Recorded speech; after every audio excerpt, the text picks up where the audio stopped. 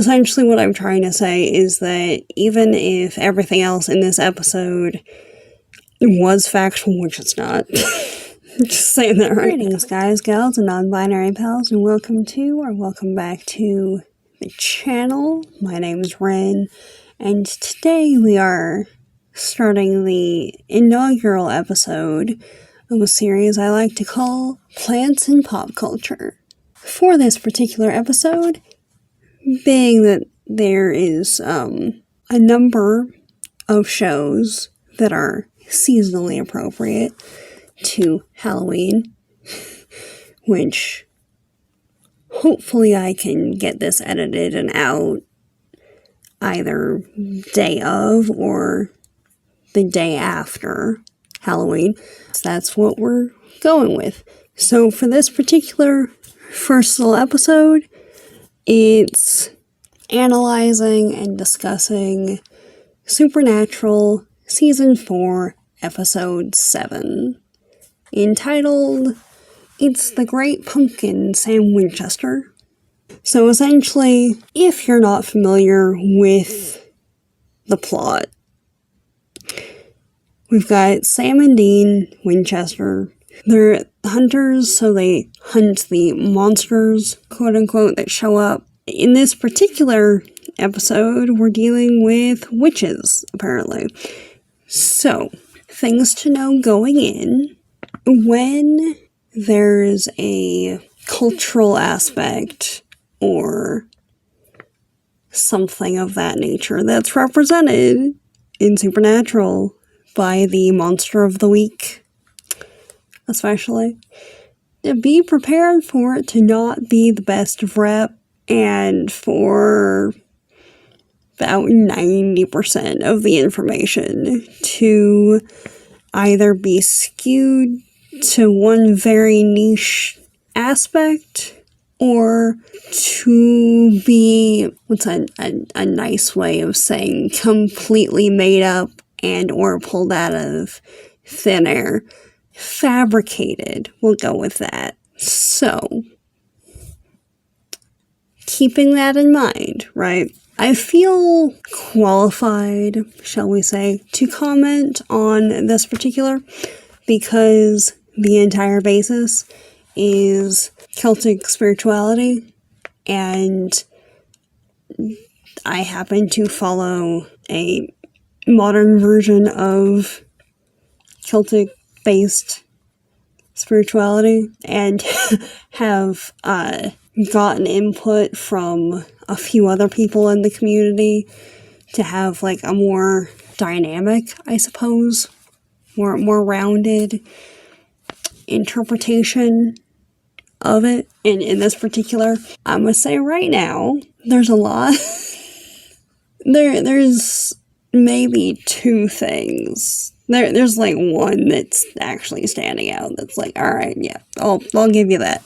But there's like maybe 2, 3, if you squint, things in this episode from the cultural perspective that could actually be like a viable thing. And the rest of it is just not in any capacity. So we'll get to that as we're going.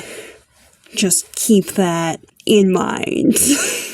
So, the premise of this episode is that the avenging heroes, as it were, Sam and Dean, see some note about a mysterious death in a particular town and go to investigate it. As they always do, they show up in their cheap knockoff federal agent FBI uniforms and start investigating things.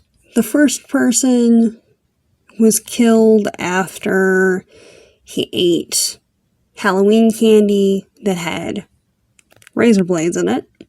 And at this point, I'm going to just like give a trigger warning for the rest of the episode. So if any of these, like, I'm gonna try and just kind of gloss over it, like, that there's a thing that exists within the episode, but, like, so, you know. And also apologies for, like, any paper sounds. I've got notes because my phone is usually my notes, and that's currently recording this. So we've got a fun combination of razor blades. If you're watching the show, there is a semi-graphic visual of someone being cut in their mouth. So be aware of that. Weirdly, that's the scene that I have the most issue with. But it makes sense because most of my medical issues have been with, like, mouth, face, head sort of range. So, makes sense for me. But just, that's a thing. Know that going in. And then we've got fun things like drowning while being boiled alive and trying to bob for apples, which is a combination. We'll get to that in a second. Human sacrifice in a couple of capacities. Really creepy masks. Dean kind of fat-shaming a kid. Uriel, who is an angel that we're introduced to in this episode, being a complete ass. Blood, possession, blood being used as a mask. Sam using his psychic abilities. And the absolute butchering of Celtic festival names and practices. So, this thing that we've got here, right? As they're doing research, Sam and Dean discover that there's a 3 sacrifice setup that needs to happen in order to be able to raise a particular demon who was banished to hell 600 years ago. The first one was the razor blades. The second one is she goes to try bobbing for apples and gets boiled alive in the water, and with, like, the most ineffectual attempt at, like, getting someone out of water I have ever seen in acting. But, alright, fine, whatever. And coming back to the apple bobbing thing from a second ago, it was introduced to Britain, it became a thing when the Romans invaded Britain and started kind of meshing their culture with the local British traditions. And it became this thing where, as a part of courtship, men's names would be inscribed on apples. And you would try and, I mean, first, like, ID which one went to the person that you were going for. But it became a thing of trying to, like, grab the apple of the person who was your intended match. Or sometimes as a fortune-telling thing of, like, who would end up with who, because, like, if you actually got an apple, then whoever's name was on it was supposedly going to be your person. And just interesting that the character who, Jenny, I think, maybe, the character who went to go do the apple bobbing did so to impress one of the popular guys in I'm guessing in their grade, but it's never brought up, so one of the popular guys at the school, because they're all high schoolers. The first one, we've got a bit of a satanic panic situation, it looks like, with, you know, the whole razor blades and the candy and stuff. It would be more believable as a possibility if it wasn't, like, just a box of the fun size bars, because from the looks of it, all the candy that is in the house is like, yay big, and the blades are bigger than the piece of candy. But then if there's a witch's hex bag placed on the premises, that seems to break physics enough that things happen.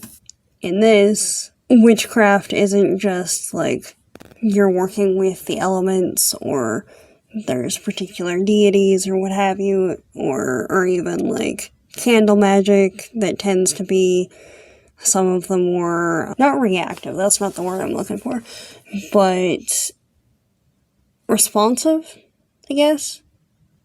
Like, you're more likely to get, like, a more immediate, visible response, I suppose. In this, it's the like, you're doing an incantation, and then, like, more in line with, the Potterverse instant reaction kind of a spell situation. Or with the hex bags, you have a bag with components in it, which that is a thing, and they can be used to be a positive or negative sort of component in something, but it's not in the capacity of you put it somewhere and like 5 minutes after exposure the person's dead. Unless there's something that's like highly toxic in the thing. And then it's the same as like having something, like having a toxic plant in the room or whatever, and someone's allergic to it or something. For that, it's more like, let's go with the positive ones, because admittedly, that's what I know the most about, right? You make up a combination of things that do what you want to do, you put the intent behind it for what you want to do, and you carry it with you.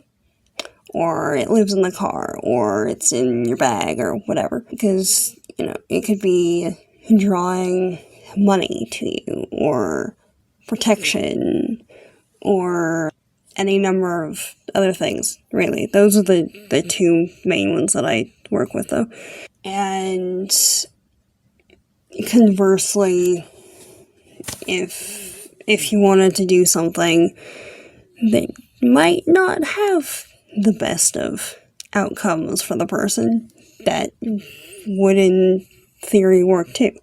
But in my experience, they're highly specific to a particular person or a particular use, depending on the situation involved. And in this, all of them are the same, or, well, all two that the audience is actually allowed to see the contents of are the same. Well, we're on a witch hunt, that's for sure, but this isn't your typical hex bag. Same.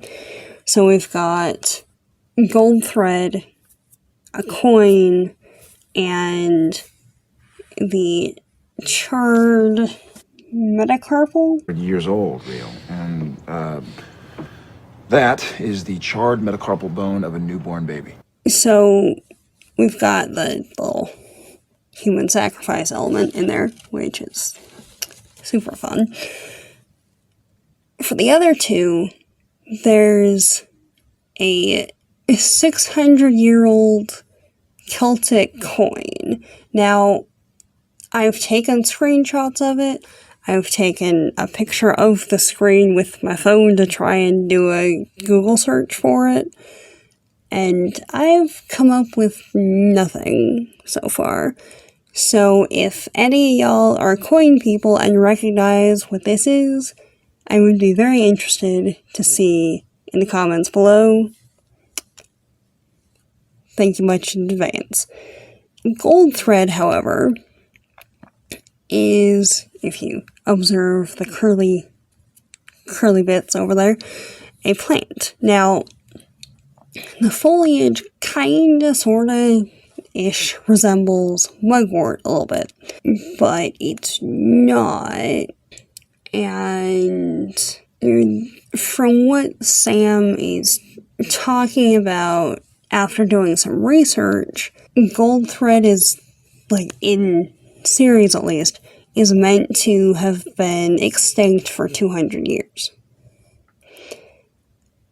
And when I looked up extinct gold thread, what I kept getting was references to silithium.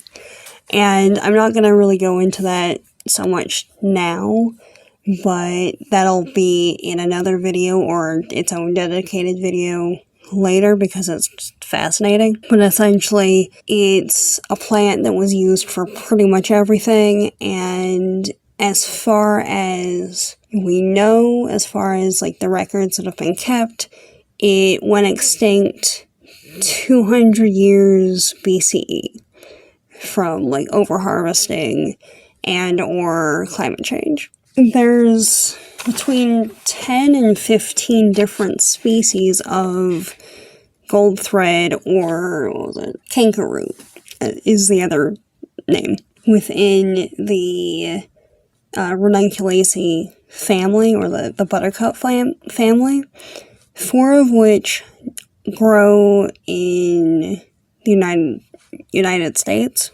and well, a few of them are like threatened or potentially like endangered in part of their range. None of them are endangered or extinct or anything. None of them have been evaluated by the, what's the acronym?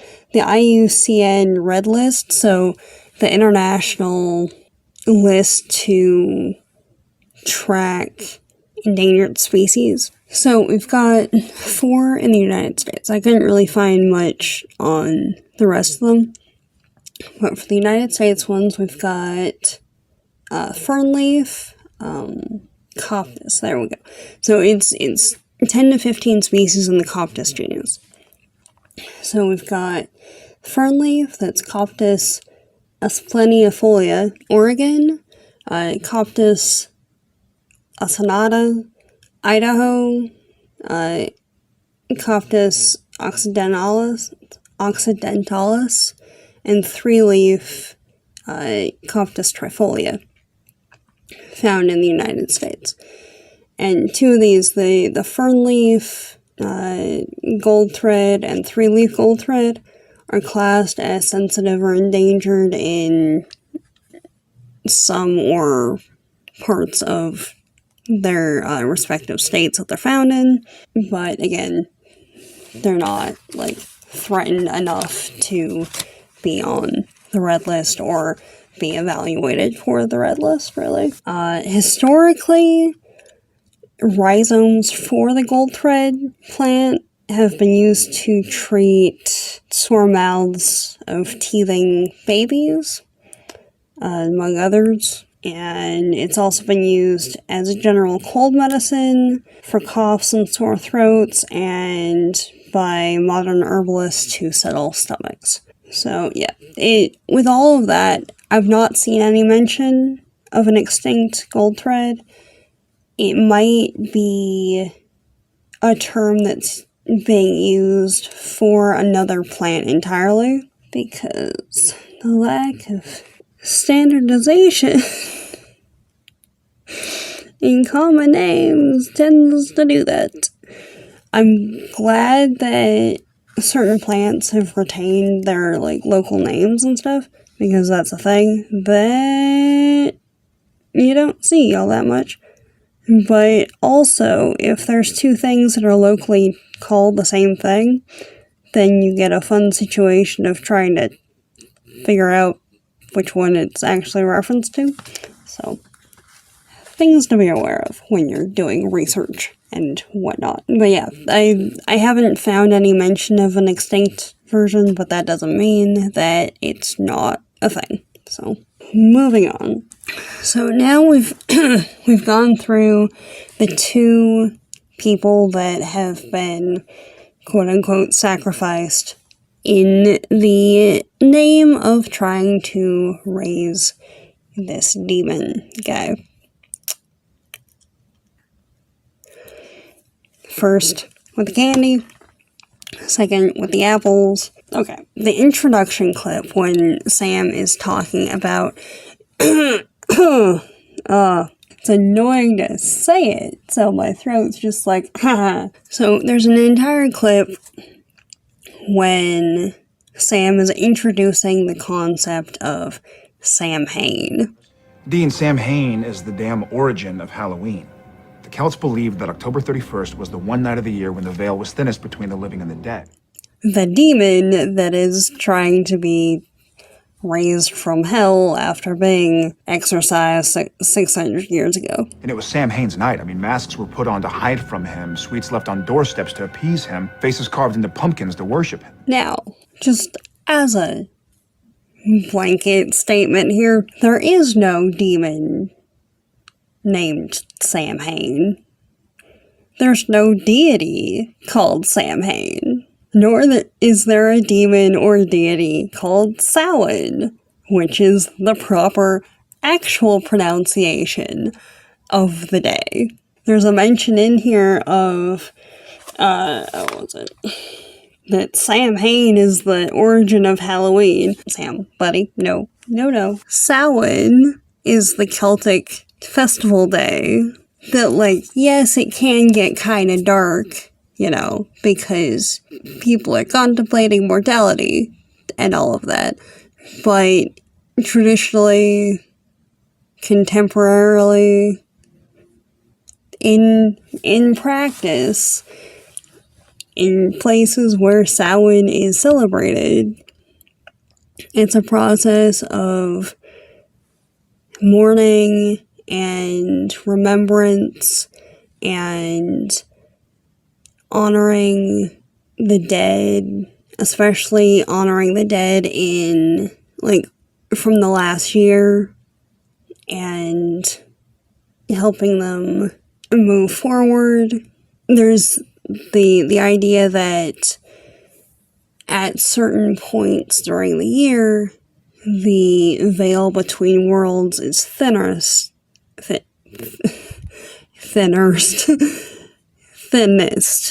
There we go.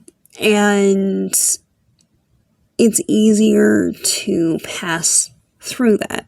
Samhain's one of them. And it tends to be Samhain and Beltane, the two, like, opposite ends of the calendar. And for Samhain, it's the dark of the year and, like, remembering those that have died. In Beltane, it's the light of the year and spring and new life and that sort of thing. This, though. Okay. So, the Celts believe that October 31st was the one night a year when the veil was thinnest between the living and the dead. Yeah, okay. Viable. That's cool. And then it goes off the rails, and Sam starts describing that that was because it was Samhain's night, and he could only be raised once every 600 years, and that once he showed up, he would raise an army of the undead and cut a swath of destruction across the land. So, that, not so accurate, not so great, gotta say. Bit janky on that one, to be perfectly honest.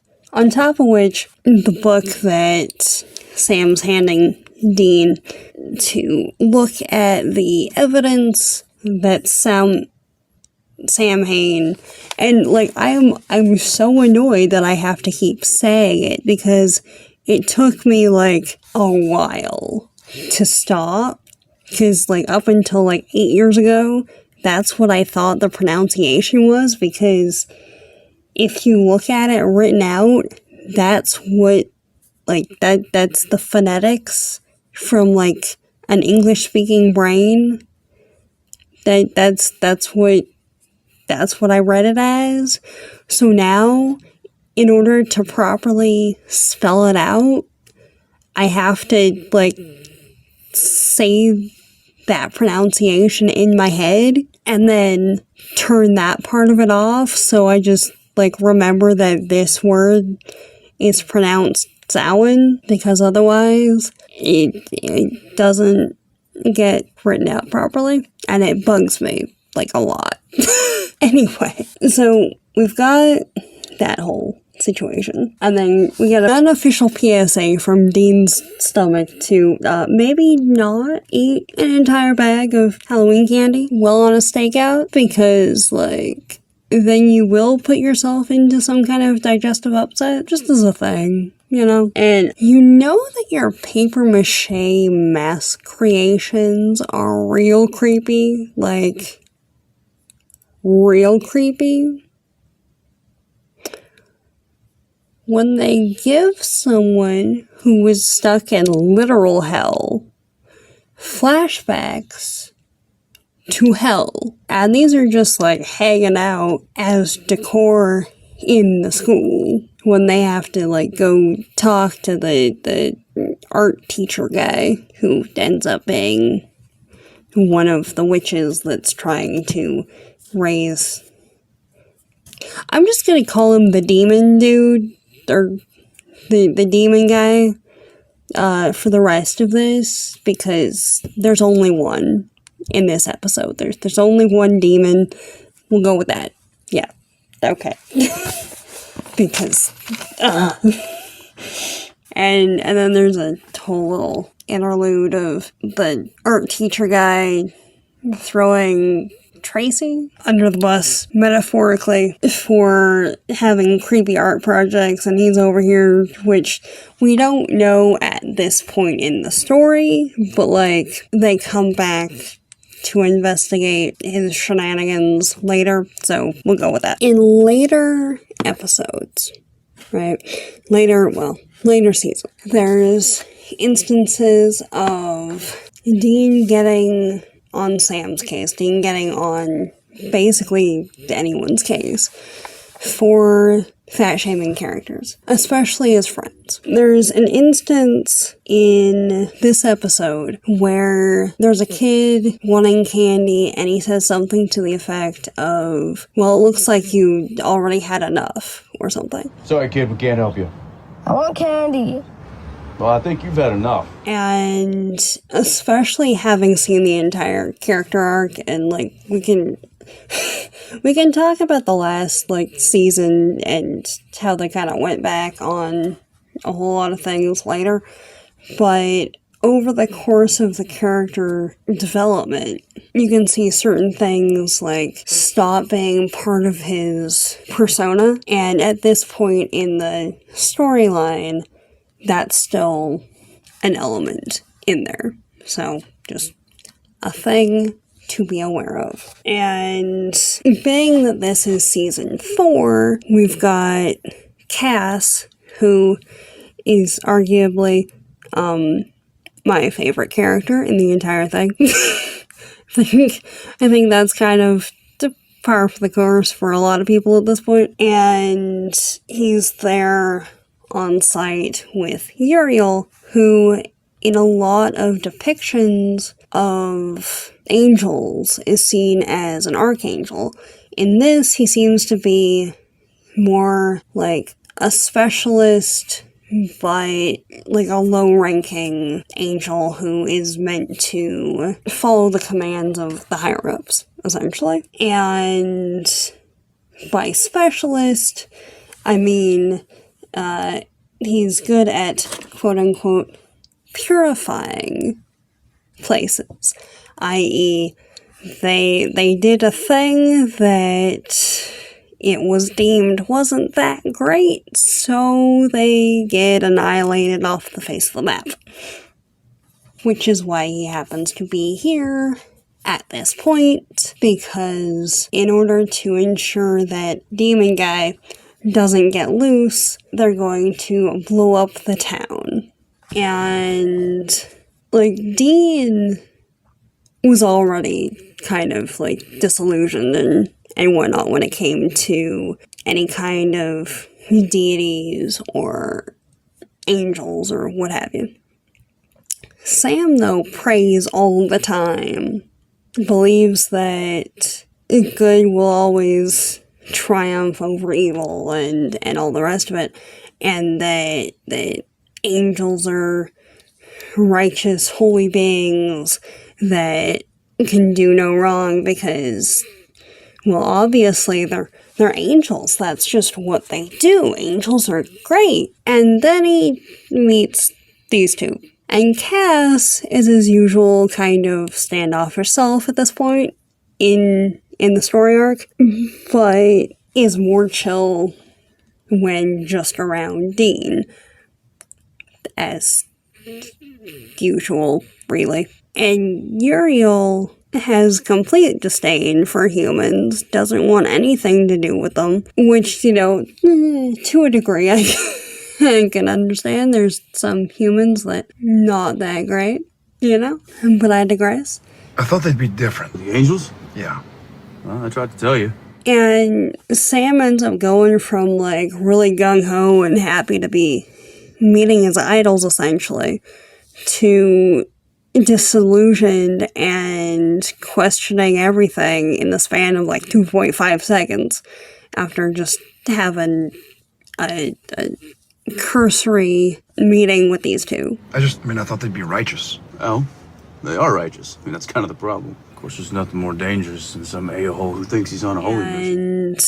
And Dean has to pull out his, Big Brother card of, just because these two, or just because the angels that you've met haven't been great, doesn't mean that they're all bad, doesn't mean that you should give up. Keep being you, keep praying and whatever, because, you shouldn't let this interaction take that from you. Look, man, I know you're into the whole God thing, Jesus on a tortilla, stuff like that. Just because there's a couple of bad apples doesn't mean the whole barrel's rotten. Don't give up on this stuff, that's all I'm saying. And all this, in addition to, the guys have been told that the town is going to be leveled, and that they need to leave so that the angels can level it. And Dean has very little care for himself and stuff, but is more than willing to do whatever he can to protect others, for the most part. There's a few exceptions with that, obviously, but for the most part, has self-preservation instincts about that, but wants to help people. And so they go and try and find the witch who is doing the big bad. Come to find out that it's a brother and sister that have been each kind of messing with them the entire time they've been in town trying to do an investigation, and the final sacrifice is one or the other of them, and whoever gets dead gets possessed by the demon dude. And they hate each other, but have had to work together for the last 600 years because the magic needed for the ritual needs a masculine and feminine balance type thing. But in a non-supernatural storyline context, that's kind of a thing, but also not really, because, sometimes there's someone who isn't a dude who stands in as the priest. There's sometimes that goes the other way, and someone who's not a woman stands in as a priestess.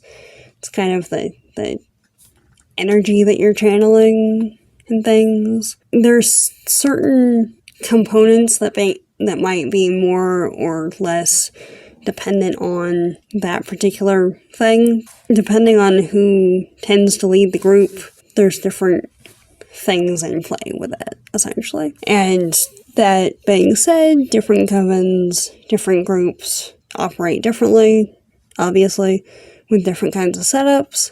And essentially what I'm trying to say is that even if everything else in this episode was factual, which it's not, just saying that right now, y'all had 600 years to find someone else to co-work this spell with. You don't need to spend literal centuries dealing with your toxic family members. Get some help. You need therapy. All of the characters in this thing need therapy. The entire show needs therapy. Seriously. And none of that is like a dig at mental health or anything. Like, they seriously could benefit from, like, just talking it out or something. Guys, come on. And just like in the most of the episodes, really, the Latin used is not in the transcripts when I've found transcript things. It's just character starts speaking an incantation. Next line. If you're going to do a transcript of the story, I would like to see what the incantation is supposed to be. Yes? There we go. So, there's a statement from Tracy. It's, tonight you'll see what Halloween's really about. Where it's right before she initiates the final summoning for Demon Guy, and he raises a small army of zombies and ghosts, and they attack some high schoolers. And I know it's supposed to be going along with the idea that this demon cuts a swath of destruction across the land and whatever else, and that the holiday at one point was like an example of like just wanton death and destruction. And what was the line? That it was the one day a year that you kept your kids inside or what have you. Which, I mean, it was a highly reflective period, it still is. But not because there was some demon trying to, like, kill everybody. Like, to ward off possession and stuff, yeah, but not for that.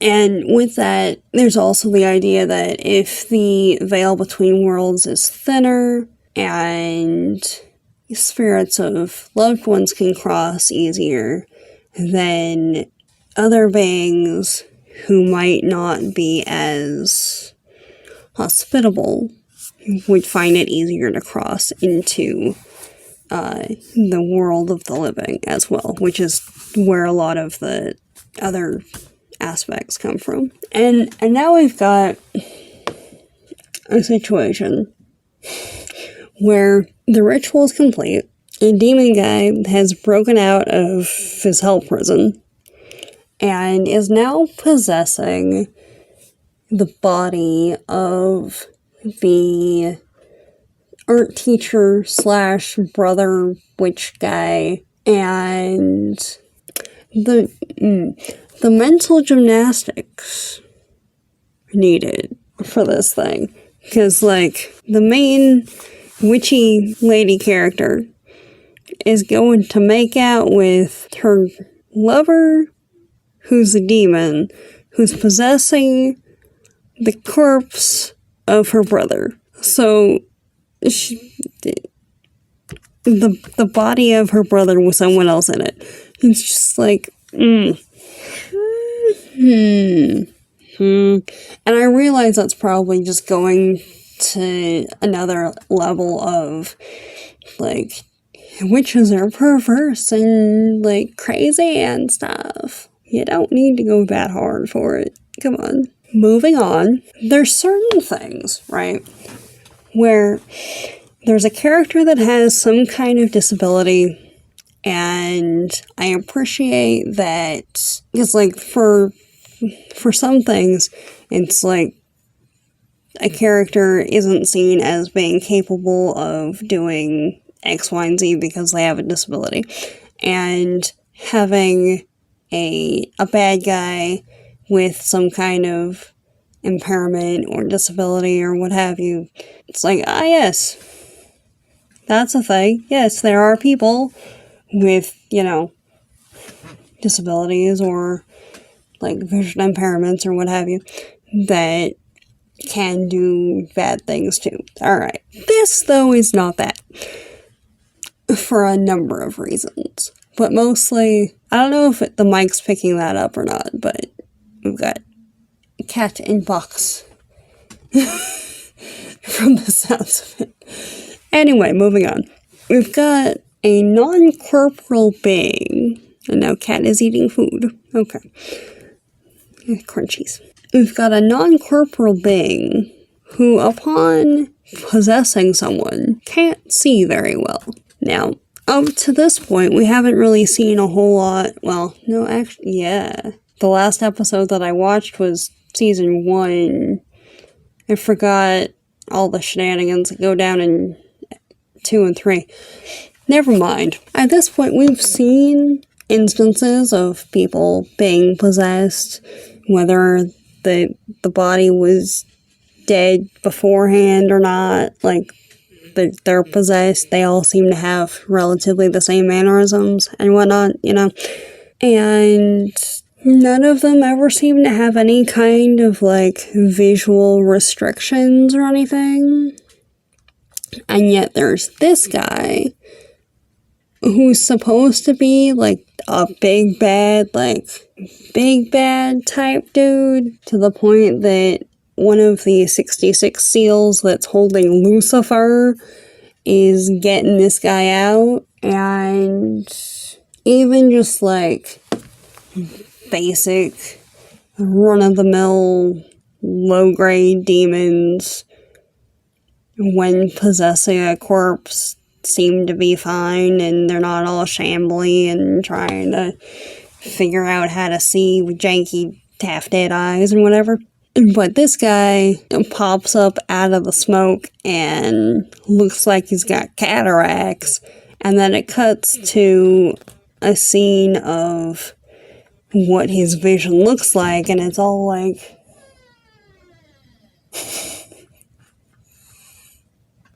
I'm talking about demons, and the door just like, boop, like star. 1 second. Yeah. Star's just decided that she wants the window open, or the door open, so there we go. Anyway, so like, even just the most basic, run-of-the-mill, like, low-level demons can see just fine, and yet this dude, who's supposed to be, like, a heavy hitter, it cuts to his vision, and that seems a bit off to me with the characterization from the rest of it, but okay. And then, in a bid to protect them, because this guy has notoriously bad eyesight, which, like, I appreciate as a concept, because then it's just like, oh, he escaped the initial scene that we were on. Alright, well, obviously he's going to the cemetery because that's where the dead people are. Okay, we don't need to look anywhere else. We'll just go there then. Alright, I'm fine with the, like, random assortment of kids walking around the streets being fine while this high-level supposed demon guy is just hanging out. Alright, yeah, fine, whatever. I'll take it. And they just go straight to the cemetery. But in order to make it past this dude, Sam smears blood on both of their faces because the demon guy has notoriously bad eyesight, so therefore we just, like, see 2 people with blood on their faces, so obviously they're dead. And Sam's, it looks like it's just smeared and whatever. Dean's, though, It's like the cheeks and across the forehead. And it looks like a helmet, like the face plate of a helmet. What was it? A Roman Galea? I'll put a picture up here somewhere. But it looks like he's wearing a Roman Galea, or any number of other helmets, really. But that's the one that came to mind, which makes sense because he's the defender and all of that, and especially for Sam, and Sam's the one that painted it on his face and all of everything with that.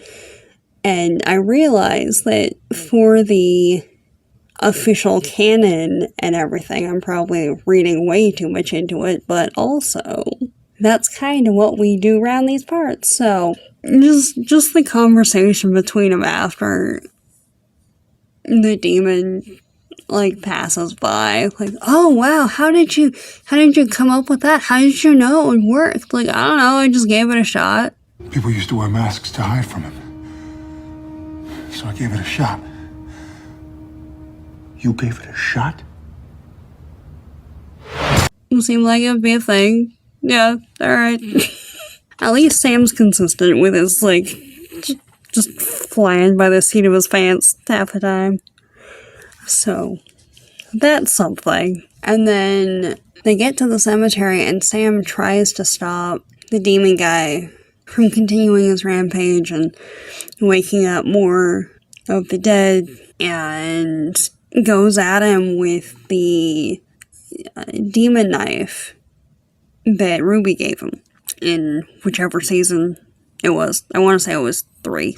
But has the knife and is going to fight him and gets disarmed. So the only other option that he sees at that point, especially because, like, this guy is coming at him, he's not, like, being allowed time to go get the knife. So, against what the angels have said, and more importantly, against what Dina said, he uses his psychic abilities to exorcise the demon. And it ends up taking a really massive toll on him, and gets yelled at by Uriel, and I mean, everyone gets yelled at by Uriel just because, which, foreshadowing to him not being the best of people. So Sam's trying to deal with, like, the physical repercussions of everything, and the psychological repercussions of letting people down. And then it cuts to Dean sitting on a park bench, like the same bench that earlier Cass and Uriel were sitting at, talking about the fate of the town. And let me guess, you're here for the I told Cass you so. says, like, to Dean, we were supposed to follow your orders. I'm glad that you wanted to save the town. I was rooting for you. Then why are you here? Our orders. Yeah, you know I've had about enough of these orders of yours. Our orders were not to stop the summoning of Sam Hain. They were to do whatever you told us to do. Which is a bit of a departure from some of the previous episodes.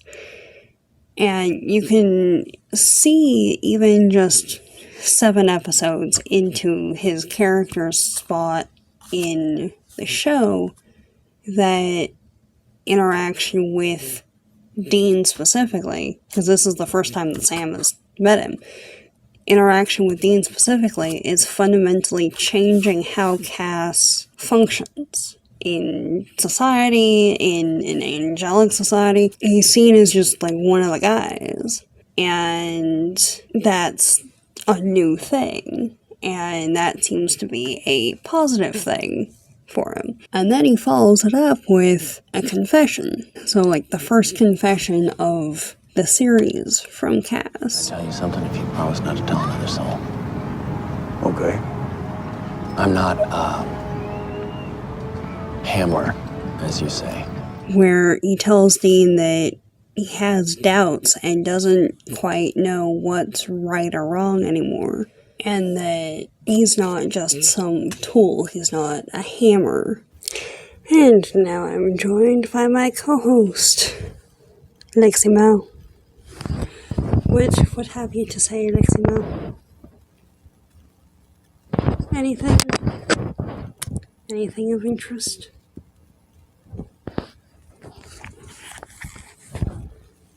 No? Okay. You can just sit and be floofy. How about that? Oh, you're a good baby. Such a good kitty.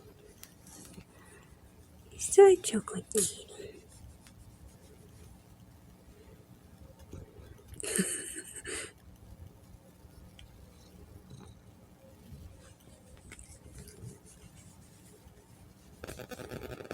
Okay. Alright, so that's it for today. The last bit before the audio, or before the phone dad, was that Cass essentially tells Dean that, contrary to what Dean seems to think, Cass isn't a hammer. He's not just a tool for Heaven to use. But he doesn't quite know who he is outside of that at this point. So he's still trying to figure out that whole situation. Calling back to earlier in the episode when they were talking about just wiping the town off the map, and Dean's response was like, are you just hammers? Implying that like they don't have choice and agency and like free will, essentially. They can't make decisions for themselves and all that. Which, to a degree, no, not really. That's just like a Cass thing on that regard, it seems like. But there you go. And that's where we end the episode. So we've got apple bobbing of death, gold thread that, far as I know, isn't associated with human sacrifice rituals or extinct, but again, things are left out of records. I don't know, they might have found something that I don't have access to, probably not. There we go. And it's the first episode where we see Cass kind of questioning his place in reality, and Sam finally gets to meet the elusive Cass, who we keep hearing Dean talk about. Anyway, that is where we'll end today's episode. I will see you all later. Have a fabulous rest of your day, and I'll talk to you next time. Leave a comment down below of like what other episodes or series or whatnot you want to see me cover for the Plants and Pop Culture series. I've got a few already kind of in the works. As I said, there's an episode that was supposed to come out last week that's going to be next week instead. Because it needed some serious edits. And yeah, that's it for today. Anyway, have a good one, everybody. Bye. You want to say bye, Mel? Go, baby. Say to go, baby. Oh, the sleepy baby. Bye, everybody.